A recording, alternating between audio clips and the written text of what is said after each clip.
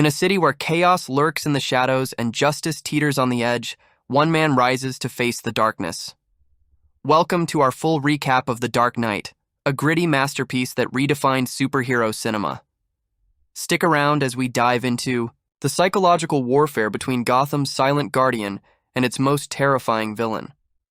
You won't want to miss a second of this thrilling breakdown. A gang of 6 criminals rob a Gotham City mob bank and start murdering each other for a higher share. They suggest that a 6th member of the gang, nicknamed the Joker, who did the planning but sat out the robbery, doesn't deserve a cut. At key. The end, only the Joker, Heath Ledger, remains, and he escapes with the money. Joker is a psychopathic illegal mastermind, portraying himself as an agent of chaos, who rises from the criminal underworld by thrusting Gotham into anarchy. Gordon arrives at the bank the Joker held up earlier with Ramirez, who shows him the Joker's picture from a security camera. Batman arrives to inspect the scene, noting that they have irradiated the drug money to make it easier to trace. When Gordon asks him if the Joker is a threat, Batman informs him that he cannot worry about one man when there is an entire mob to bring down. Batman, Christian Bale, is the alter ego of a billionaire socialite Bruce Wayne who, after witnessing his parents' death in a mugging at age 8, travels the world for 7 years before returning home to operate as a bat-masked vigilante hailed as Gotham City's Dark Knight, using fear against the city's criminal underworld at EO Fights Night. District Attorney Harvey Dent, Aaron Eckhart, is hailed as Gotham's White Knight, who is running a campaign against the criminal underworld. Lieutenant Jim Gordon, Gary Oldman, of the police department works under the current police commissioner. Gotham is then seen at night with criminals afraid to commit crimes under the watchful sign of the bat signal projected onto the clouds. Lieutenant James Gordon mans the bat signal, waiting for Batman with day. Anna Ramirez, Monique Gabriella Kernen, who asks if he's coming. Gordon explains that it is okay if he is not, hoping that he is busy elsewhere. He asks about Ramirez's mother, who's in the hospital. Meanwhile, in a parking garage, the Scarecrow, Cillian Murphy, still at large after escaping Arkham Asylum, is negotiating with the Russian mob members, led by the Chechen, over the sale of some of his fear-inducing drugs. The sale is interrupted when some of Gotham's citizens dressed as Batman wannabes begin shooting at the men. As he gasses one of the fake Batmen with his mind-altering drugs from his cuff, the Scarecrow notes that they are not the real Batman, because Batman would never use a gun. Suddenly, the Batmobile tumbler crashes through a barricade. The Batmobile, pre-programmed to loiter and then intimidate, fires rockets into a nearby office, sending the remaining mobsters running. The real Batman arrives and bends the rifle barrel of one of the wannabe Batmen before knocking him out. The Chechen sends his Rottweilers to attack the Batmen, and as Batman saves them, he takes the dogs out after being badly bitten in the arm. The Scarecrow attempts to flee in a white van, but Batman jumps onto the van and begins cutting into the side with his device called the Mangler. Scarecrow swerves into a support, which sends Batman to the ground. As Scarecrow gets away down a spiraling passageway, Batman leaps onto the roof of his van, smashing it to a halt. He leaves the fake Batman and the Scarecrow along with some of the mobsters tied up together for the police to eventually round up. When one of the imposters says he's trying to help, Batman harshly tells him he doesn't need any help. The next day, as Bruce Wayne stitches himself up from the dog bite, Alfred, Michael Caine, notices Bruce keeping a close watch on newly appointed District Attorney Harvey Dent via some computer screens, as Bruce is trying to decide whether or not Dent can be trusted. Alfred wonders if he is really spying on the relationship that Rachel Dawes has developed with Harvey Dent. Harvey Dent arrives in court to join Rachel Dawes in prosecuting mobster Salvatore Maroni, Eric Roberts, the alleged new leader of the Falcone crime family. One of Maroni's men takes the fall in court and attempts to shoot Dent from the witness stand. The gun doesn't go off and Dent punches the man before he is hauled off to jail. Maroni is eventually set free, to the dismay of Dent. Dent meets Lieutenant Gordon, and after a short exchange of words, they both express their distrust for those that are working in each other's offices. Harvey interrogates Gordon over his involvement with the Batman, and Harvey tells him he wants to meet him. Gordon requests search warrants for 5 banks that are believed to be holding the remainder of the mob's money. Dent agrees to back Gordon's search warrants, forming a tenuous trust with the honest Gordon.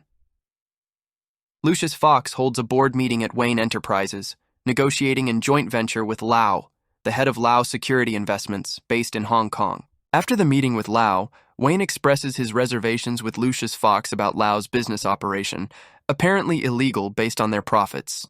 After agreeing to cancel the deal, Wayne asks Fox for a new suit. He explains that he needs to be lighter and faster in case he runs into any more guard dogs and that he wants to be able to turn his head. That night, Harvey dines out with Rachel. Harvey tells Rachel he had to make a reservation weeks earlier, and even then needed to exercise his influence to get a table at the very fashionable restaurant. Bruce and his date, the prima ballerina for the Russian ballet, encounter Rachel and Harvey. Bruce has them pull a table together so they can dine together, informing Harvey that he owns the restaurant. At first, Bruce seems jealous and threatened by Harvey, based on the fact that he is dating Rachel, but Harvey explains how he supports the work of Batman and appreciates his help. Bruce changes his tune and informs Harvey that he intends to throw a massive fundraiser for him. Bruce Wayne is impressed with Dent's idealism, as Dent has gone after every money launderer in the city, and he knows that Batman and Gordon are going after the mob's money supply and wants in. Bruce offers to support his career. He believes that, with Dent as Gotham's protector, he can give up being Batman and lead a normal life with Rachel Dawes, Maggie Gyllenhaal. Rachel is Gotham City's assistant district attorney and Bruce's childhood friend, who is one of the few people who knows Batman's true identity. Although Rachel and Dent are currently dating, mob bosses Sal Maroni, Eric Roberts, an Italian mafia boss who takes over Carmine Falcone's mob, Gamble, Michael Jai White, an African-American mafia boss in charge of illegal gambling and extortion for the mob, and the Chechen, Richie Coster, in charge of drug trafficking for the mob, hold a video conference with their corrupt accountant, Lau Eng-chin, a corrupt Chinese LSI Holdings accountant triad boss who has hidden their funds for safekeeping and fled to Hong Kong. Lau says that Gordon and Dent have raided all the mob banks, but he moved the money before they could get to it. The money will be in HK, where U.S. authorities can't touch it. The meeting is interrupted by the Joker, who warns them that Batman is unhindered by the law and alleges that Lau would squeal to the police, and offers to kill Batman in exchange for half of their money. The mob laughs, and as one of the mobsters, Gamble, rises from his seat and threatens the Joker opens his coat, exposing grenades. Gamble tells the Joker that he's putting a price out on his head. The Joker tells the mob that when they plan to take things a little more seriously, give him a call and presents them with his card, a Joker playing card. And with that, he exits. But not before warning that Batman will come for Lau. Gamble is playing pool with some of his associates until one of them informs him that a group of hoodlums have killed the Joker and has the body. The body is brought in covered in a bag, and as Gamble is about to pay, the Joker rises up and holds a knife to his face while his men hold guns to his associates' heads. The Joker tells a story about how he got his scars from his father and then kills Gamble. Batman has a meeting with Gordon and Dent and promises to bring back Lau to U.S. Batman finds Lau in Hong Kong. Bruce Wayne's company was already investigating Lau's company for a possible takeover bid, but in reality, Bruce was just getting a good look at his books. Fox shows Wayne his new suit, and Wayne begins planning an impromptu trip to Hong Kong. Fox will accompany him, making it look like the only reason for his visit was to cancel the negotiations with Lau's company. Meanwhile, Fox arrives in Hong Kong to meet with Lau. He checks in his mobile phone at the front desk at Lau's building, as there are no cell phones allowed on the premises. Fox meets with Lau and informs him of Wayne Enterprises' plans to cancel negotiations with his company. However, he secretly keeps one cell phone in his pocket, which has been adapted to produce a sonar map of the surrounding area. Upon leaving the building, he does not pick up the phone he dropped off, and he produces the map of the building to Bruce Wayne. That night, the phone that Fox left at the front desk emits a high frequency that shuts down all power in the building. Batman crashes in through a window in Lau's office, and after a vicious fight with some of his guards, grabs Lau and escapes by sending a balloon attached to a cable to a plane he has chartered flying over Lau's building. Batman brings Lau back to Gotham to testify by capturing Lau in his HK office and using the CIA's Skyhook project to bring him out, allowing Dent to apprehend the entire mob. Back in Gotham, Lau is interrogated by Rachel with Dent and Gordon looking on. Rachel presses him to give them the money Lau has taken, but Lau will not give in. After she threatens to have him moved to the county lockup, Lau tells her that he can give them the names of the mobsters and their pooled investments. Dent then realizes that they will have the leverage they need in a RICO case of conspiracy to link all of the mob members together. Gordon decides to keep Lau in his holding cell at the major case unit building, and Lau agrees to cooperate with the police and give the names of the mob members. Gordon appears at Maroney's restaurant as the police rush in to arrest all of the mob members in attendance. As all of the mob members that Lau informed the police are rounded up for arraignment, Judge Janet Cirillo finds a Joker card in the middle of the stack of conviction papers. Dent gives a televised impromptu interview, denying Batman's involvement while expressing gratitude for the police work in bringing the mob members to justice. The Joker threatens a string of murders unless Batman reveals his identity and starts by killing Police Commissioner Gillian B. Loeb, Colin McFarlane, and Judge Cirillo, who is presiding over the mob trial. The judge's car blows up when the police arrive to take her into protective custody, and Commissioner Loeb dies of severe poisoning from his liquor bottle before Gordon can stop him from drinking. Batman is able to save Dent when Joker attacks, the fundraiser that Bruce Wayne had thrown for Dent. The Joker also targets Mayor Anthony Garcia, Nestor Carbonell, but Gordon sacrifices himself to stop the assassination. Joker infiltrates the police guard, giving the 21-gun salute for the commissioner and aims his gun at the mayor. Gordon spots this and comes in front of the bullet. Dent learns that Rachel is the next target. Gordon's family is visited at home to inform them of the death of Gordon at the funeral ceremony. Gordon's wife, Barbara, shouts out at the empty sky to Batman that he has brought this craziness upon Gotham. Gordon's young son catches a brief glimpse of Batman mournfully watching the scene. Bruce decides to reveal his identity. Bruce arrives back in his penthouse to find Rachel waiting. She tells him that turning himself in will not stop the Joker's murderous rampage, but Bruce says he has enough blood on his hands already.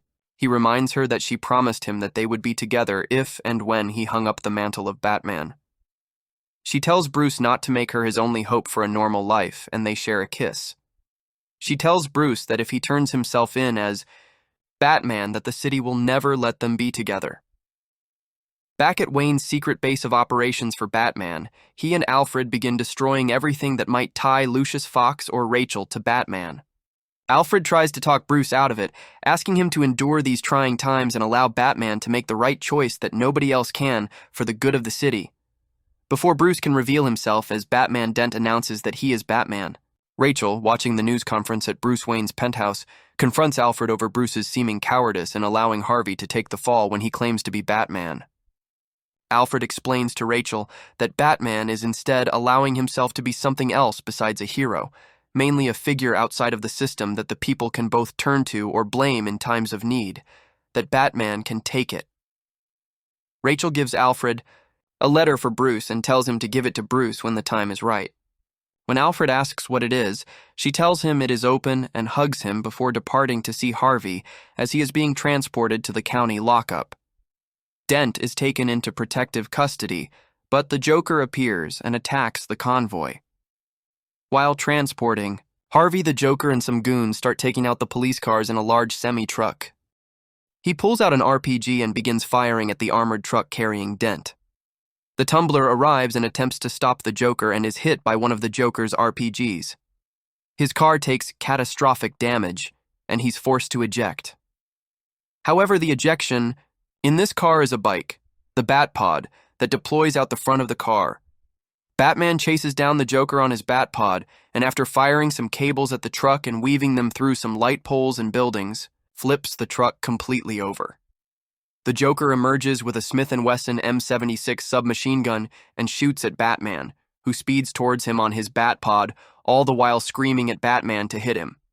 Batman honors his own non-lethal code and swerves. Around the Joker then crashes into the flipped truck, falling to the ground. As the Joker jumps on him with a knife, one of the SWAT officers holds a shotgun to the back of his head, and upon removing his helmet and mask, shows that it was Loudon Gordon, who faked his death to protect his family. The Joker is hauled away to the MCU. Harvey gets out of the truck and into a cruiser, stating he is off to see a worried girlfriend. At Gordon's Major Crimes Unit building, Gordon is promoted to commissioner by the mayor. Rachel and Dent are escorted away by detectives. On Maroney's payroll, Gordon later learns that they never arrived home. Batman interrogates the Joker, who reveals that they have been trapped in separate locations rigged with explosives. Batman races to save Rachel, while Gordon attempts to rescue Dent. Batman arrives at the site, but realizes that the Joker sent him to Dent's location instead. Both buildings explode, killing Rachel and disfiguring half of Dent's face. The Joker escapes the lockup with Lau after he triggers a bomb that he had smuggled inside the stomach of another prisoner, whom he later kills along with the Chechen, by setting them on fire along with the mob's money. Lucius Fox is the recently promoted CEO of Wayne Enterprises who, now fully aware of his employer's double life, serves more directly as Bruce's armorer for the Batsuit in addition to his corporate duties.